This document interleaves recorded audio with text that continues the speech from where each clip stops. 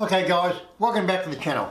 My name is Daniel from Woodworking with Dash, and today we're going to make this pyramid box with two obelisks on the side, engraved in hieroglyphics, with a front door that opens to reveal a shelf to hold all your jewellery. What a box! This box really is a statement piece. Seen all the way around, it's a lot harder than what I thought to make, but it's all done now. So come along on a journey and I'll show you exactly how to make this box.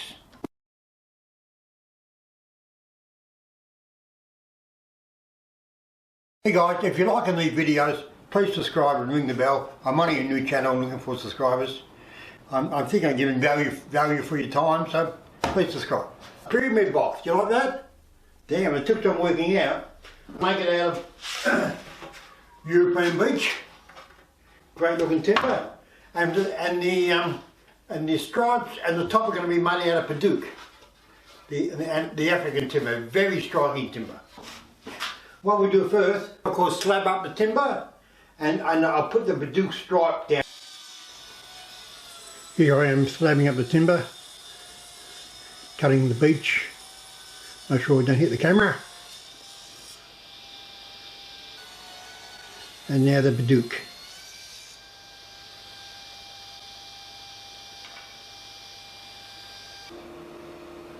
And throwing them through the thicknesser now. Clean them all up. Look at the colour of that padook. Damn, great colour.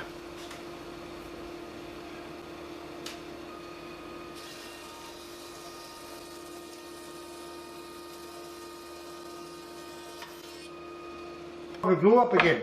I find the old cramps so much better. It's so much easier to use, I don't know. Maybe it's just me, maybe I'm just too old fashioned. Maybe I am. But I think this pyramid box is kind of great. I like the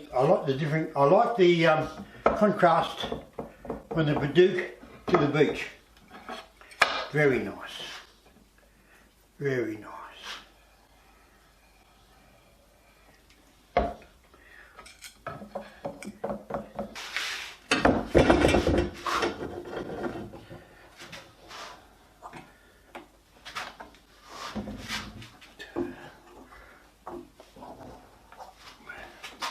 I've taken the sides out of the cramps. They come up. I've been there for a few days, but I've been doing some other little work in the other shed, but now I've got to put them through the thicknesser, and then I've got to cut them in half. But they're the four sides of our triangle. Yeah, putting through the thicknesser again. God, I use my thicknesser a lot, don't I? It is a great machine. This has got a helical head on it. Just so easy to work.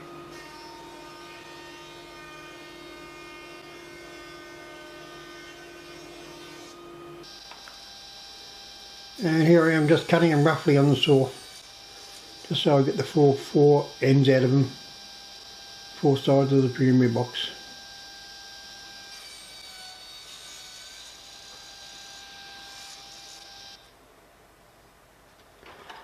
And cutting the first angle on the bottom of the box.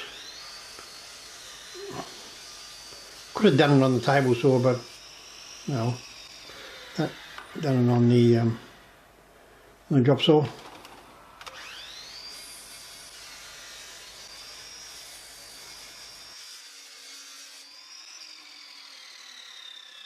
I've cut the bottom angle and I've cut the top angle.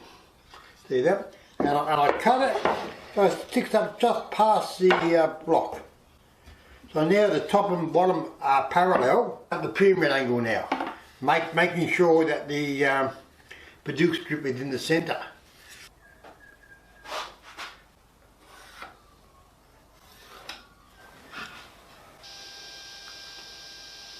I'm cutting the angle. I'm glad I got a big air feed table to hold all my little bits and pieces. I tended to put anything everywhere. And cutting more of the padook. Very expensive, that padook. You don't want to waste it. And through my favourite machine again. I'll show you how to tape a joint like this, but you can't cramp them. Get a lot of tape. Not over there, hanging off a fair bit. This is the back side now. Just cut it off. Be gentle, be gentle. Be gentle, always be gentle with things. Top.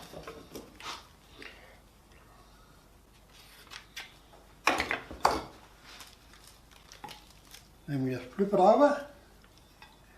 Leave the tape overhanging.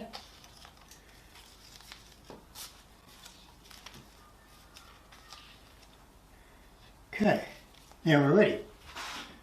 Cramp.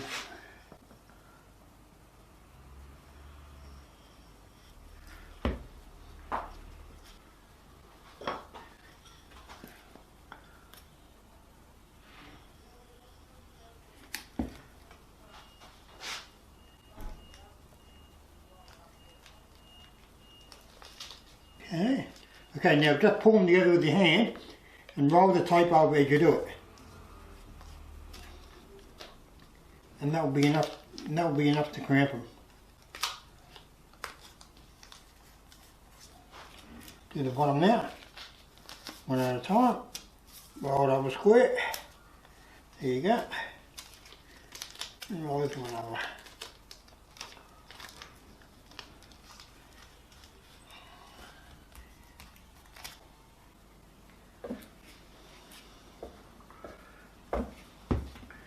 Alright guys, just gluing up the obelisks, the Egyptian obelisks that will stand each side of the pyramid. Try spelling that. Obelisk, no idea. I'm going to make these obelisks, I'm going to put Egyptian hieroglyphics on the face of them. I think. As I said, I only make these things up as I go. I'm using Mervu as the other timber.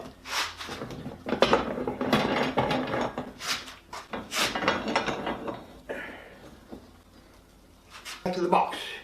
So I've taken the end out of the cramps. I'll put them through the sand there to sand them down all flat. I've taken the obelisk out of the cramps and I'll plane that up, and then we'll look at what sort of angles we have to cut it. Putting the end through the sander now. The sander creates a lot of red dust. You've got to be careful too, because the red dust can get impregnated into the beach. So you've got to be very careful kind of to not take too much off at a time.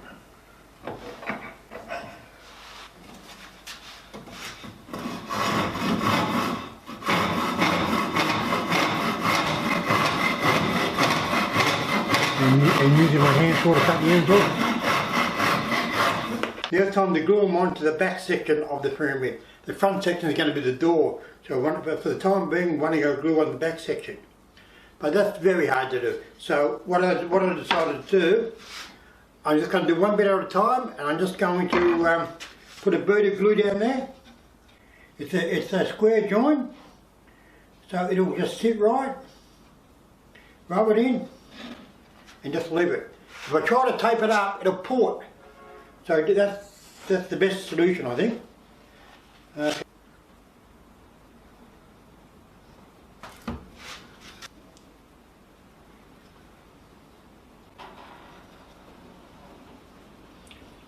just rubbing it around now a bit, just to get a suction into it. Line it up. And buzzing the obelisk plank. Again, I've got a helical head in the buzzer too. Makes it so easier to buzz things. And through my favourite machine again. The dust extractor works well on that machine. Okay guys, I've got my angle jig all set up now. Not much of an angle jig, but it suits me. So it's just an old jig, but it suits me. And now I'm going to cut the angles on the obelisk. See how we go. Okay, just setting it up now. Don't try to hold these with your hand. They'll explode on you. The top of the cramp looks closer to the blade than what it really is. I'm missing it by a good half inch to an inch. Just looks close, that's all. And I keep turning it over to get the right angle.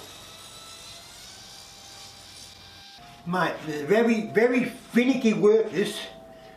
I've glued the two sides on, I've glued three sides together of the pyramid, and I've put a shelf in. Just a Jarrah shelf, set back 20 mil or 30 mil from the face. I've shaped the obelisk that go each side. I'm going to make the base out of this 25 mil ochre. This is a very neutral sort of timber, and that's what I want. And it's very light, I like this ochre. And this is, I made the door. The door goes in there and will fold down somehow. When you're doing things you're not quite sure of how they're going to work, do a test piece. I've done this test piece hinge. You see that? To make sure everything works. And it does. So that will go like that and just fold down. Cool. Okay guys, I've glued up and sanded up the top of the obelisk, and I've done that in Paduke. And now I'm about to cut the angle on there. Let's do it by eye first, and now I'll keep rotating it. And that should give me a complete angle on top.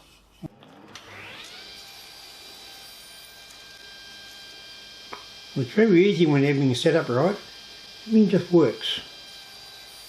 Look at that, perfect. Again, I'm cramping it. Don't try to hold these things, they'll bite you.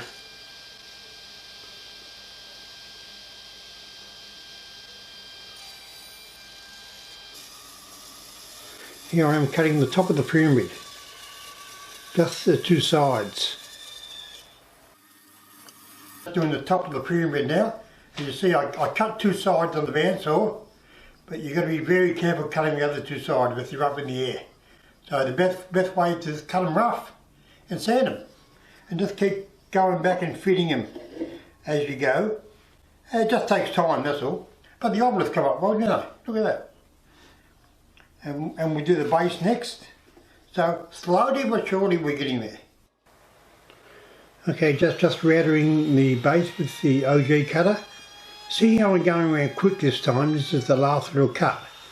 So it takes any black marks off, doesn't leave any black marks if you're quick about it, but you're only got to take a little bit off at a time.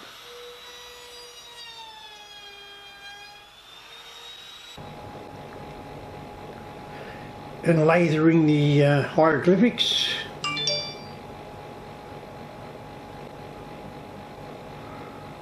I got a hieroglyphic alphabet off the internet, and I just pick the symbols I like. I don't know if they spell anything, but maybe they do.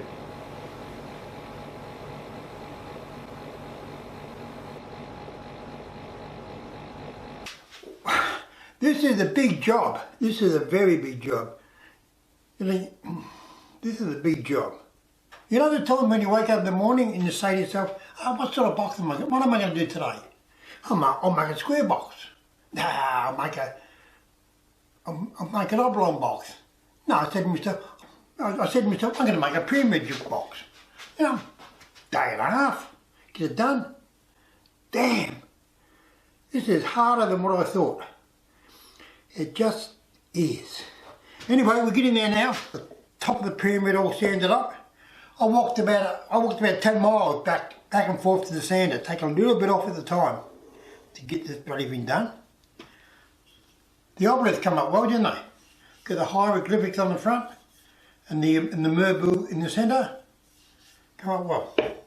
Okay guys, we're getting there now. This job is so finicky. I've screwed the base on the obelisk. They came up great, didn't they? Look at that. Okay, now I'll screw the obelisk on to the big base, because if you just glue them, they've got too much leverage and they might break off eventually. So I'm going to screw them on there. I've screwed the door up. I've set the door up and I've screwed it on. But I haven't glued the body down yet. Just the door, but it's easier to fit the body around the door. If you try to get it perfect, you'd be bloody hard, you'd be hard pressed. You could probably do it, but it's just easier doing it this way. Then I can just set everything up and then put a stopper in to hold the door and then just glue the lid on. And then we'll be done. I'm having a lot of fun doing it, as you know. I complain about these things, but I actually love it. It's so, I find it so rewarding. Okay guys, we're done. Wait for the glue to dry and to sand and polish. Wow, look at the colour of that badook when it's polished. Comes up great, doesn't it?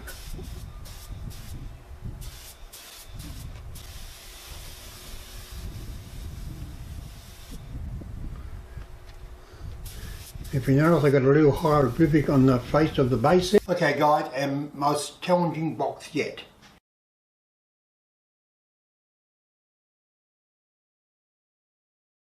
The obelisk come on good though, didn't they? Look at that. Look at that. It just pops, doesn't it? More than pops. I think it's a statement piece. It's one of my statement pieces boxes, I think. With a jar inside. Jar shelf on the inside. Wow, look at that. Hey guys, this is a style of box making you've never seen before. Necklace boxes. Made to hold all your necklaces in the main box and your rings and earrings and 2 side sentinels. So come on a journey and we'll make this box right now, guys.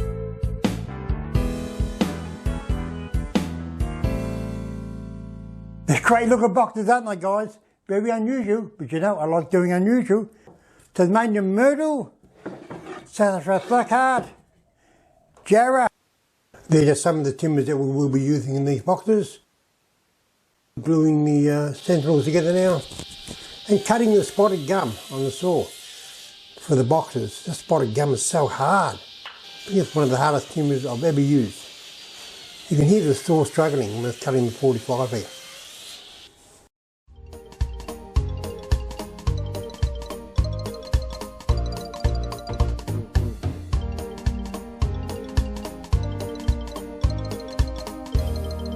I've got the body of the box all glued up now. See, I'll put a packer in there because that's got to get cut on an angle soon. And I've got all the sentinels blocks all done, ready to go for the planer. I've got the myrtle, the jarrah, the teak, the sassafras blackheart. They're the 4 sentinels we're going to use. So we can work on the sentinels now and wait for the box to dry. Okay, just buzzing the jarrah now, buzzing an edge. And also the myrtle. And there goes the sassafras blackheart, the jarrah, the myrtle, and the teak through the planer. I like mixing my timbers, don't I guys? I really do. And cutting them on a 15-degree angle now.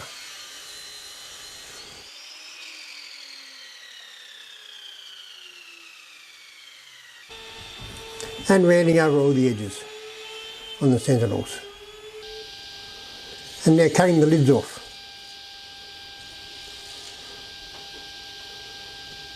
There goes the teak.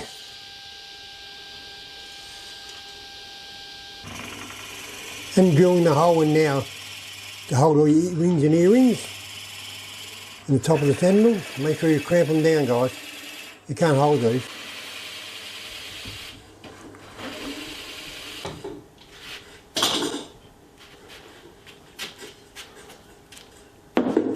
There you go, all done.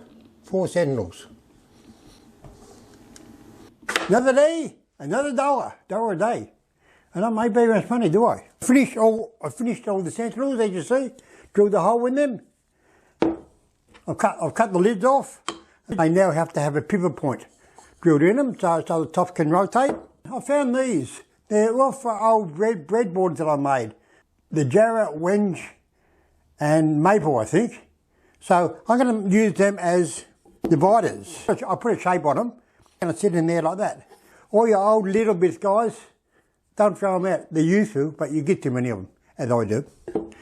Okay, so the next trick is, we've got to cut this top at 15 degrees. Okay guys, wait for it.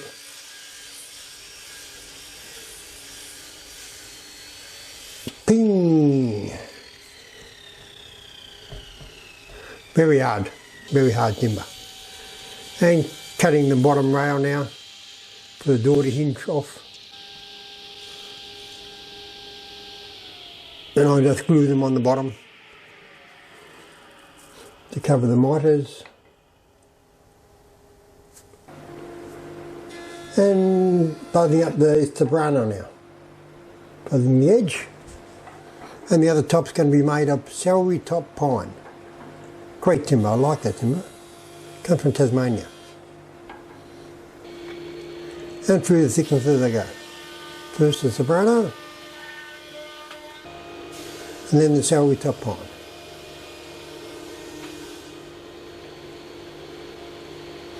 And check to see if it fits, the right thickness, and rounding over the corners on the box now.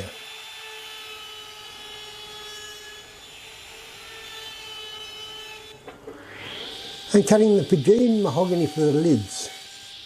Very orangey looking timber this. And sanding them up level, so they just stay there. I just glue them on, let them sit.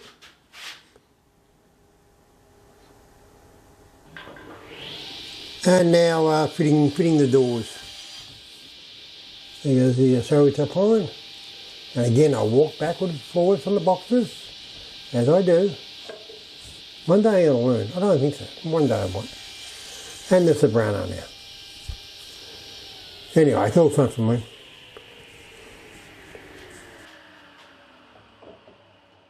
I've hinged the lids with piano hinge. And they just sit like that. And I've pinned the sentinels tops. So just one pin in there. And that just sits on top of that. Ooh, look at that, guys. Okay, we're getting there now, we're almost there. Okay, the next trick is to make the dividers. I use these, but I'll cut them on a good angle, so they'll just sit in there like that. And what that does, it gives the piece stability, but it's a little bit too top heavy. So the two sentinels on the side will give the piece stability. I said stability, didn't I? And then all we've got to do is make a good clasp for the top of it. Look at that, guys. Coming up quite well. Okay, just cutting the dividers now, just cutting them at 22.5 degrees to give them a bit of shape. And gluing them on using a block as a spacer and just letting them sit and dry.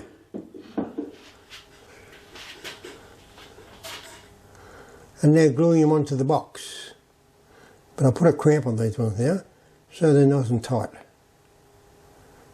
We're getting there now. They're all glued together. The sentinels are glued to the box now. And the box has got the door on it. All we're going to do now is to make a nice clasp for the top. The sentinels just swivel around, as they do. I make that out of sassafras black heart. I've got a little bit of sassafras black heart there I might use. Alright guys, we'll do that. We'll make a nice clasp for it now. Then we're almost done. Just cutting the sassafras black heart at 15 degrees. And cutting the internal out of it. Got to be careful because it's fairly small. There you go, all done. Sand that up. And now I'm cutting the hanging rods for the necklaces out of 3/8 stainless steel. And spraying them up now. Look at that murder, guys. Look, we're all finished. Great looking boxes, aren't they? Box to hold all your necklaces.